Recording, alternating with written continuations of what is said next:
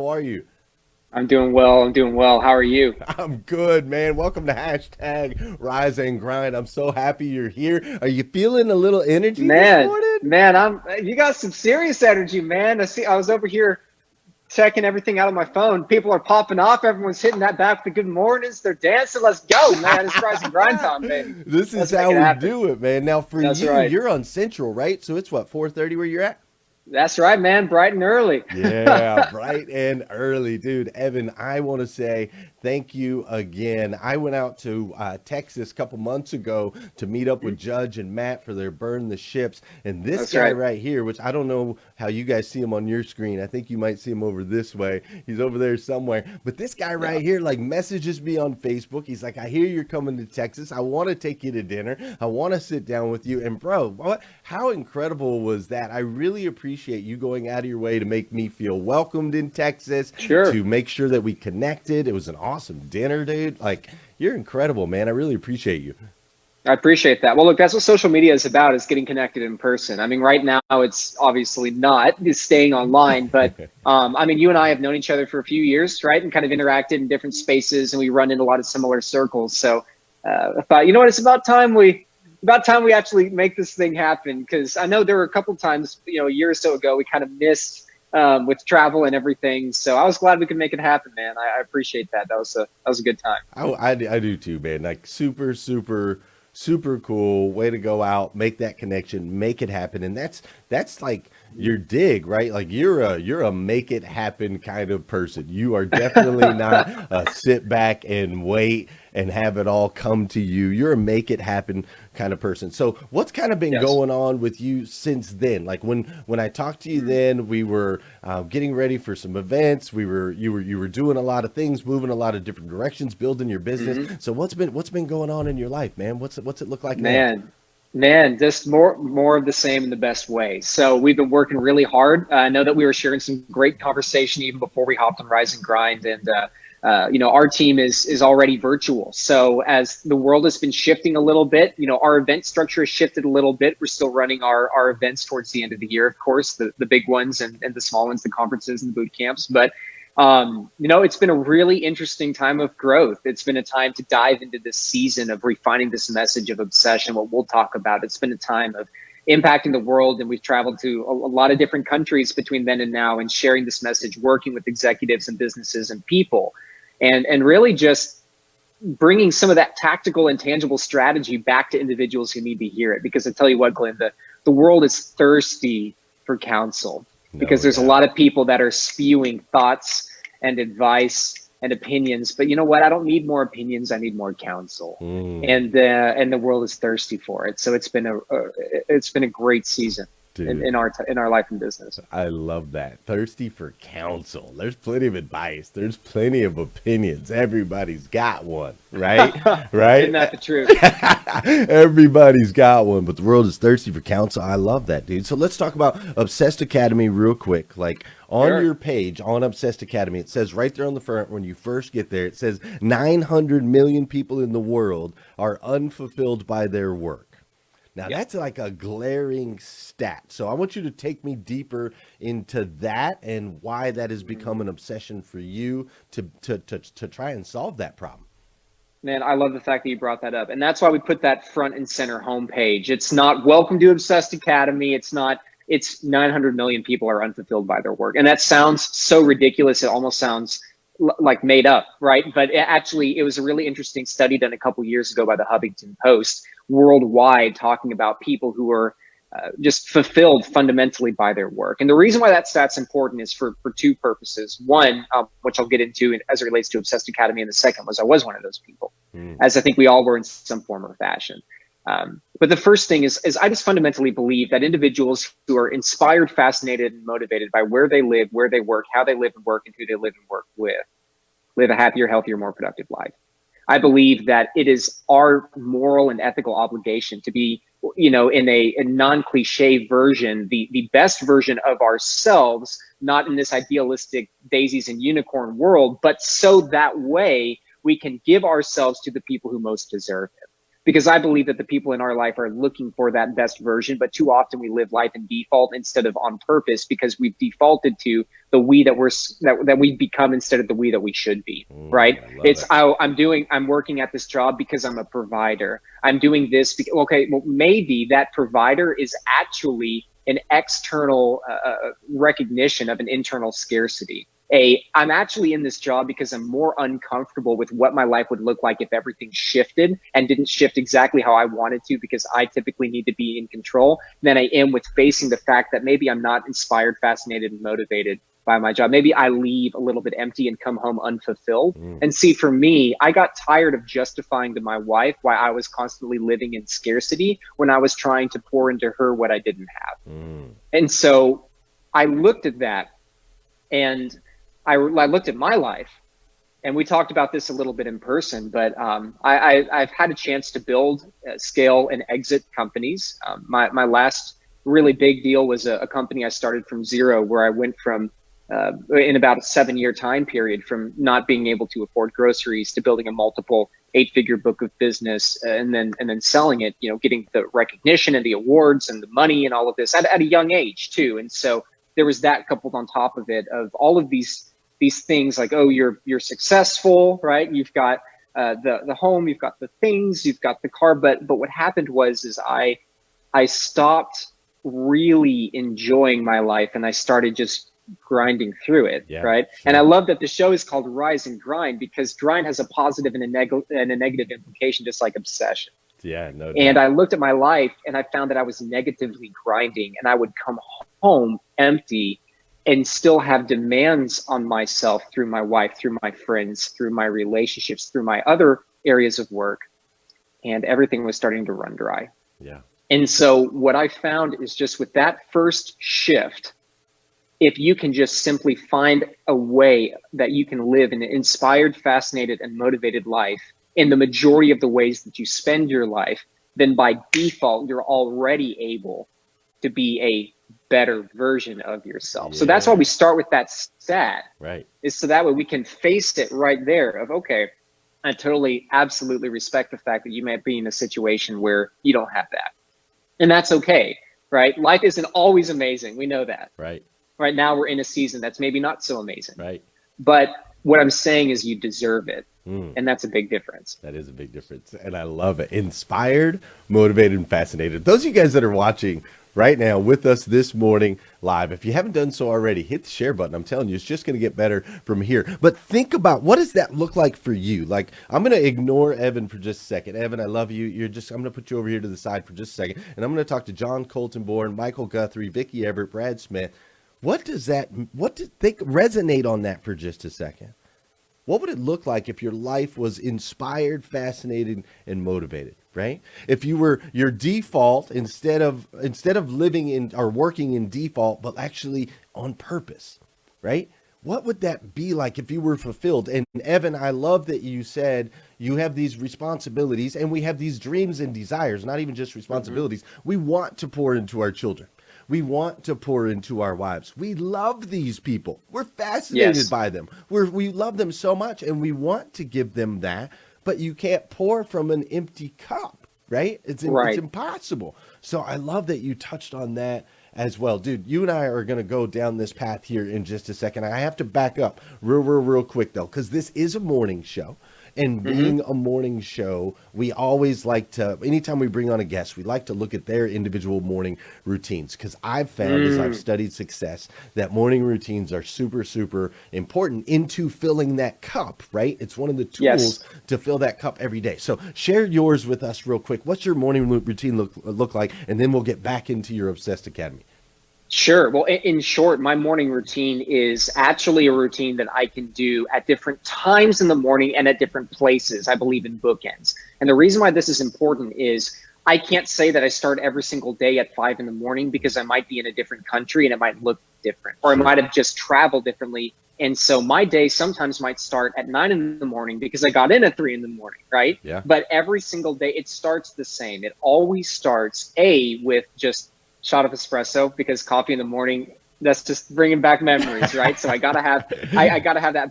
But I get up and it starts in peace and quiet 100% of the time. So I always take somewhere between 15 and 45 minutes with that coffee just to sit and be still and be present. I'm a person of a Christian faith, so time in that faith is important to me. I have to start the morning with God. Got to get my spirit right, to get my mind right, to get my life right. And so every single morning fundamentally starts with that, just a little bit of peace and quiet, a little bit of time in the Word, and a little bit of time with God. And then I move into a short time, just preparation and ignition. So in reviewing what I had done the evening before, how does my day map out? Has anything shifted? Right now, there's a lot of time with that morning period of realigning with what we have done the night before. Things can change overnight right now, especially in my work where we've got a lot of people in different parts of the world and we're connected in different areas. There's a lot of moving parts we have to connect. And so, and then from there, it immediately kicks off to just getting the ball rolling, right? Yeah. So every single morning, we've got a 911 meeting at 8 o'clock or 8:11 in the morning with our team, 8:11 to 8:21. We just hit it, right? What were the goals for yesterday? What were the KPIs? What did everything look like? And then the actual day really kicks off and moves into motion. Yeah. So the reason why it's a little bit just simple, right? It's just coffee and peace and faith and ignition, is because that bookend, how I start my day and end my day the same, that can be taken and duplicated anywhere. Yeah. Anywhere, no, right? And exactly. Yeah, man, that's beautiful. I absolutely love it. A little peace, a little quiet, get the mind ready. The espresso, for me, it's, I'm not an espresso guy. I'm not a coffee guy, but I get where you're at, and that warmth and that feeling and that reset button, right? At the beginning of the day, at the end of the day. And I love that you mentioned also the 911 meetings. That's a strategy, that Matt and Judge, I'm sure, will talk about on our show, because they're diehards about that as well. Super important. So in your company, we have really successful CEOs. We have really successful presidents, and I'm the president, I'm the founder, I'm the CEO, but on your title it says Chief Evangelist. Yes. Tell me more. Yes. Well, look, we have very specific core values, and our entire company is built around this message of healthy obsession and helping you find and connect with that better life in a tactical way. And so part of our core values is to protect that message and live and breathe that message, because that's one of the distinguishing factors as to why we're even here. We're here by choice, not by default, right? And so some of that starts with those first interactions. And it also gets conversation started. Chief Evangelist, I'm actually not the CEO position of my company. I stepped down from that position. Actually, my amazing wife runs that position. And even her title isn't CEO, it's Chief Joy Officer, right, where she's supposed to bring joy to her employees. She's supposed to bring joy to our clients. So that way, because joy is a fruit of the spirit, not an emotional reaction to the world around you, right? Because we're here to garnish fruits of the spirit. And the reason that I'm the chief evangelist is because we always talk about wanting to be advocates, but that starts with an evangelizing of a message and a purpose. The reason evangelism is important, and the reason that title is so important, is because my role is defined as getting connected like this, sharing a message, evangelizing the message, and connecting people with that message, that purpose, the systems, the tactics, et cetera, et cetera. And so we felt that was a better description. Even our team, right? You call up Tori, you get connected with our team. Our team is not, salesperson this, or our team, they're called igniters, because they're supposed to ignite. And the reason that we have those titles, it might be a little bit kind of funny and silly on the outside, but internally, everything we do, even to the structure of how we call ourselves, has to reinforce our core values in protecting that message. So we're working with joy, we're working with ignition, we're working with evangelism. Those are all much deeper words than, I'm the chief executive. I love that, but let's talk about what you're executing on, right? Not just paperwork here, but hearts and lives and businesses, and that goes deeper than a stack of papers and a title on the desk. No doubt, dude. And I love that, and I'm sure your employees have to, they have to love that as well, dude. So you've got igniters and joy officers, chief evangelists. Like, what a different feel, like, overall. Like, I want to work with you, right? Like, I want to work with you, I want to work for you. just because of like the titles alone. So I can only imagine with you being on this mission to help other people feel fulfilled, right? And not just on default, you're living that out through your business so that people that come and work for you can feel fulfilled. You're literally creating that for them just within the titles and all of that stuff. So I'm going to back up just a little bit so people can relate with you. Where am I at on time? Because I know you and I. Okay. All right. So let's back up just a hair. You had talked about kind of the before and the now, right? So now we're living on purpose and on mission and creating that space for other people. Before, we were feeling not so fulfilled and you know, things weren't as well at home. You weren't able to pour into the wife. You weren't able to pour into the kids. So when you made that transition, like, what was maybe the hardest part in going from that unfulfilled to the fulfilled? Where is that struggle point, and how can some people who maybe felt like maybe they feel today like you feel then, or like you felt then, how do you kind of break through that struggle point? What do you think was the hardest point, and how do you break through that?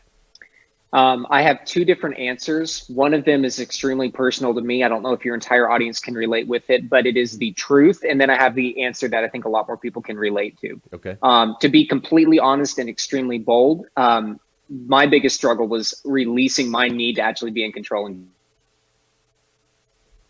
that was my biggest struggle, because the problem that I was fighting with was that the world that I was living in was under my hand and under my control. And God was telling me to move, and he was telling me where to go. I didn't understand how he was communicating in my life, because I was trying to answer questions that I couldn't. I was trying to answer them in English because I was trying to speak the language that I knew instead of the one that the Spirit understood, right? Because my vernacular wasn't aligned with the spiritual relationship. It was aligned with the personal, you know, the world that I was living in. And so because of that, when God moved and God shifted, a lot happened and a lot changed in my life. And we actually were in a situation where we had moved, and financially things shifted quickly for a little while there. I mean, there was a season of, well, wait a minute, you know, is this actually going to work? Because we were coming off of a very successful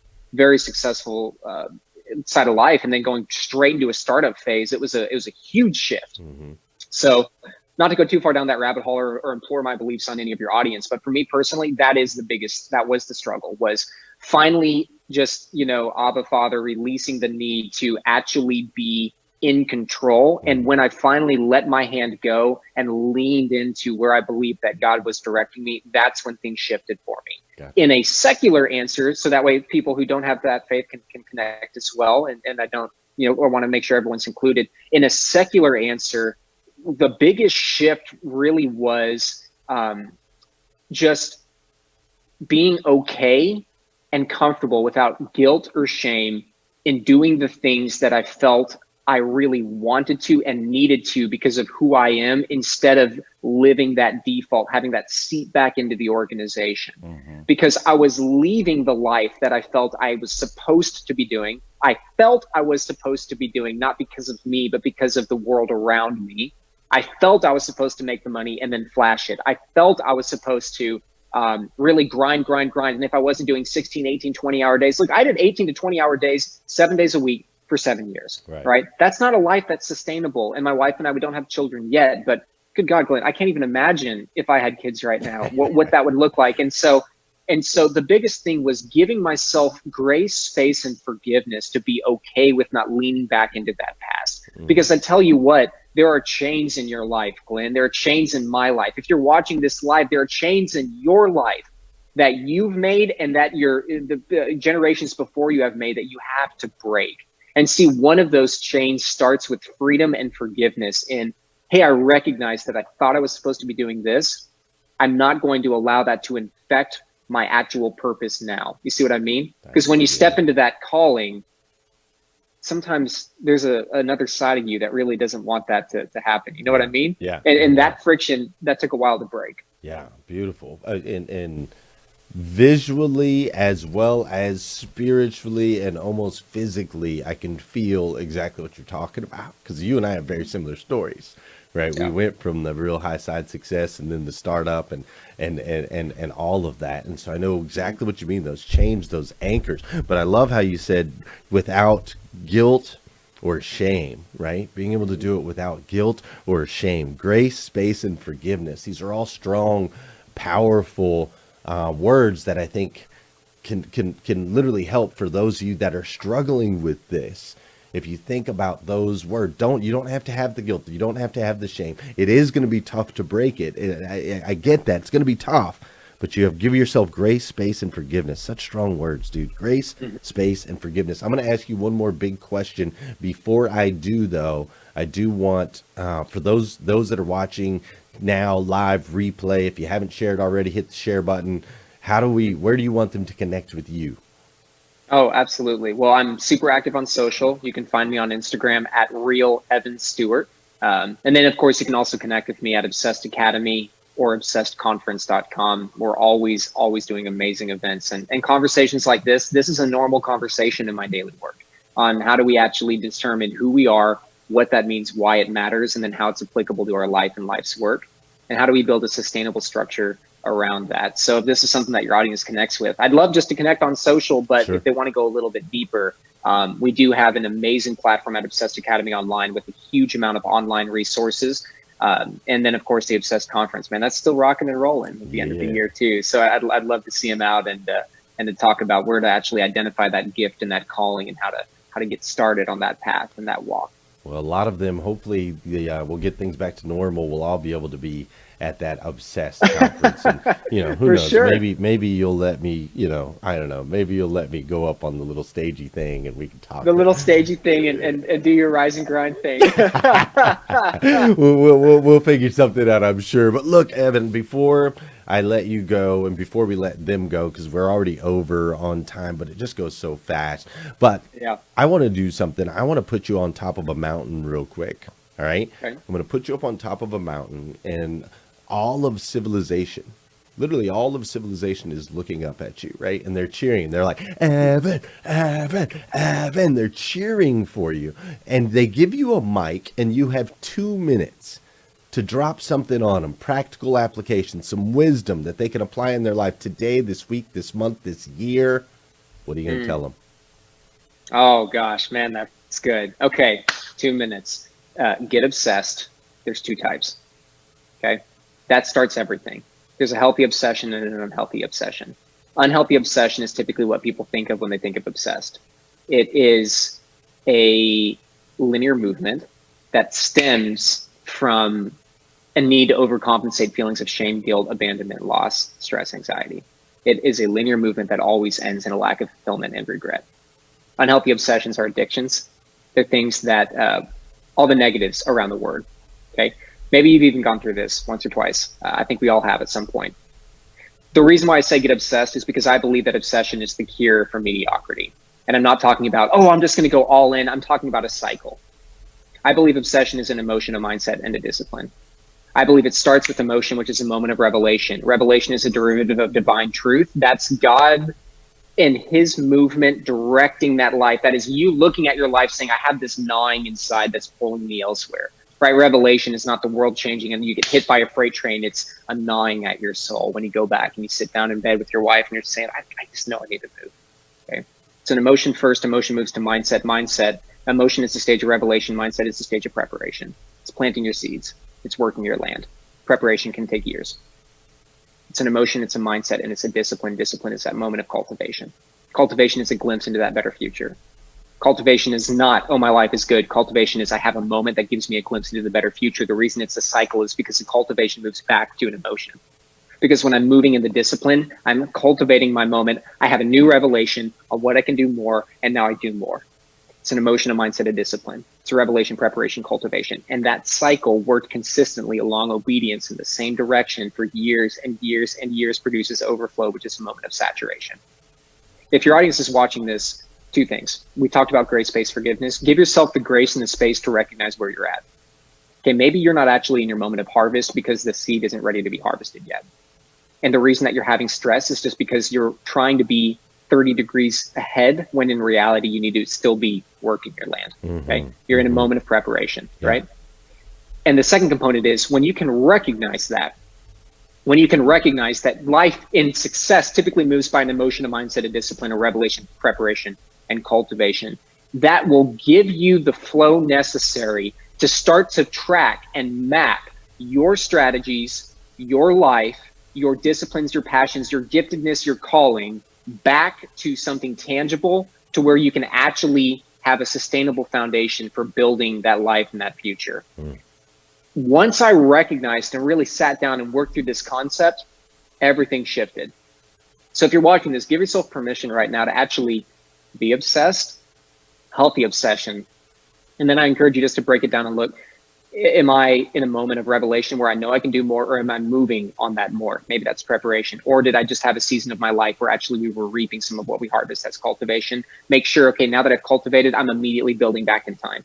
First Obsessed conference, I get off the stage, I see everybody, okay, as soon as I'm done talking, it's about halfway through. My friend Rocky Garza, who you had on the show a little while ago, was right after me. He's on stage talking, I'm back and we're with the team, we're preparing. Because I every time after we cultivate, I immediately build in time to recognize what we could do.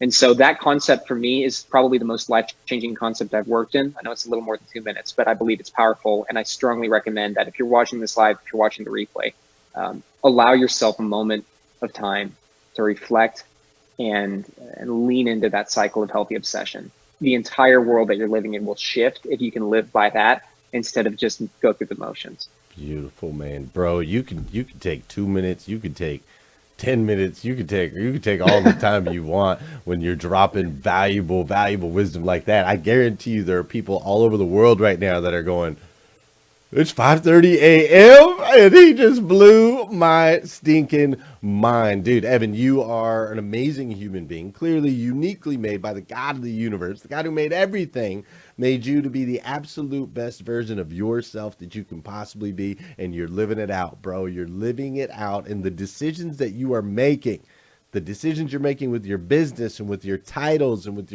your wife, all of those decisions, your decision to be here with me today, it's making an impact. It's making an impact on your friends, your family members, and clearly today you have made an impact on the Rise and Grind audience and myself, and I, for one, absolutely love you for it, man. I do. Appreciate it, brother. Absolutely stinking love you. So do me a favor, hang out here in the green room for just a second. I'm going to say goodbye to all these Rise and Grinders, send them off on their day, and I'll come right back to you. Fair enough? Sounds great, man. See you in a second. Bro, that's the emotion, mindset, discipline, overflow, grace. Dude, I got to go back and watch this thing again. You, sir, are the man. Check this guy out.